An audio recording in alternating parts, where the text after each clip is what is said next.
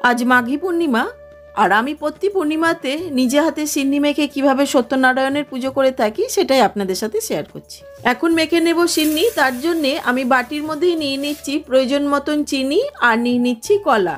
এখানে আমি মাপ বলছি না, কারণ আমি না এখানে কোনো রকমভাবে সেই রকম মাপের করি না। এটা আমি ঠাকুরকে যেভাবে মিষ্টি, দই, ফলমূল আমরা দিয়ে থাকি, ঠিক সেই হিসেবেই অল্প একটু সিন্নি নিজে করে ভগবানকে আমি নিবেদন করে থাকি।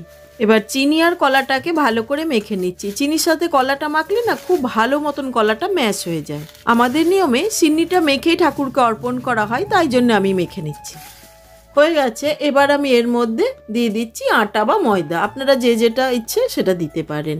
আর তার সাথেই দিয়ে দিচ্ছি দুধ। এবার খুব ভালো করে মেখে নিচ্ছি সিন্নিটা।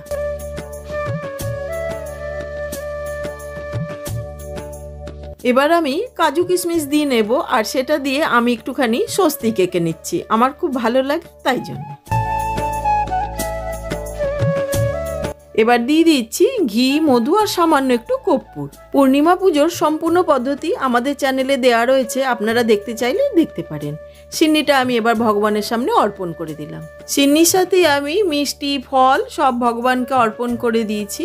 এবার পাঁচালি পরে নিয়ে ধূপ দ্বীপ অর্পণ করে আরতি করে নিচ্ছি। প্রথমে বন্দিনু আমি দেব গজানন সিদ্ধা প্রদায়কার বিঘ্ন বিনাশন হরগৌরী বন্দিনু বিরিঞ্চি নারায়ণ ব্যাসদেব বাল্মীকি আদি বন্দি মুনিগণ প্রণমীয় সত্যপীর নিহতাশিল যাহার কৃপায় হয় ভুবন অখিল সরস্বতী বন্দি শিবা শারদা ভবানী সত্যপীর উপাখ্যান অপূর্ব কাহিনী।